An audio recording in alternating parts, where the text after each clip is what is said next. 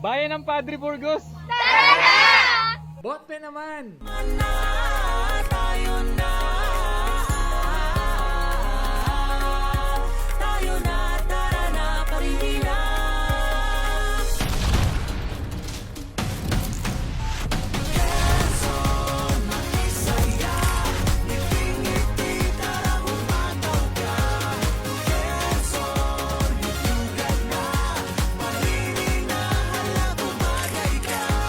Kung ganito ang umpisa ng biyahe, parang ayaw mo nang umalis. Simula na ng aming 2 araw na paglalakbay sa Bundok Peninsula, Bonpen Trails. Ang Bundok Peninsula po is comprised of 12 towns. Akala ko, simpleng breakfast stop lang to sa Padre Burgos. Pero pagdating namin, parang buong bayan ng sumalubong. Ito ang unang stop ng Bonpen Trails, isang tourism circuit na binuo upang ipakilala ang pananampalataya, kultura, pagkain at agrikultura ng Bundok Peninsula.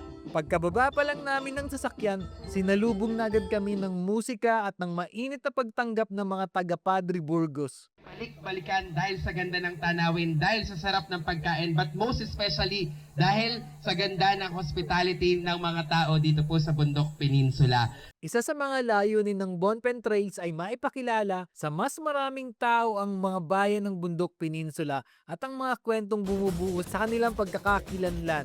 Isa sa mga ipinakita sa amin ay ang Lagimanok Cultural Dance. Alam mo ba, ang bayan ng Padre Burgos sa Quezon ay original na tinatawag na Lagimanok. Alam mo bro ang bakit Lagi Manok? Ating regional director. Lagi Manok ang dating pangalan ng Padre Burgos dahil yun daw ay lawin, agila at saka manok. Dalawang sikat na dahilan ng tinuturo sa kakaibang pangalang ito. Hugis tuka. Kung titingnan ng mapa, ang baybayin o hugis ng lupa ng bayan ay kahawig ng tuka ng manok. Ayon sa alamat, madalas dagitin ng mga lawin ng mga manok sa lugar. Tuwing may darating na mani nila, sumisigaw ang mga tao ng lawin manok upang magbabala na kalaunan ay naging Lagi Manok. Noong 1927, pinalitan ang pangalan nito bilang pagpupugay sa martyr na paring si Padre Jose Burgos ng Gomborsa. Gayunpaman, pinagdiriwang pa rin ng bayan ang kanilang kasaysayan taon-taon sa pamamagitan ng Lagi Manok tuwing Pebrero. Hanggang ngayon, bahagi pa rin ito ng kasaysayan at kultura ng bayan. Isa pang ipinagmamalaki ng Padre Burgos ay si Patricia Elia Evangelista, Miss Universe 2026 Top 15 finalist. I grew up in a small coastal town in Quezon Province called Baisong.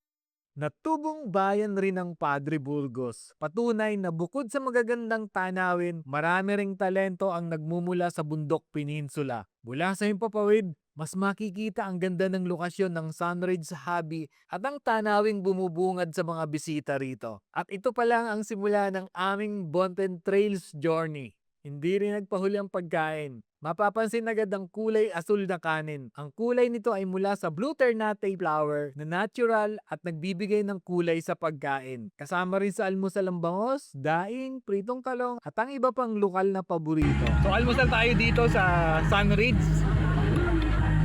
Nakaiba dito ang kanin nila, merong blue ternate. Blue ternate ba yon? Kaya kulay blue siya.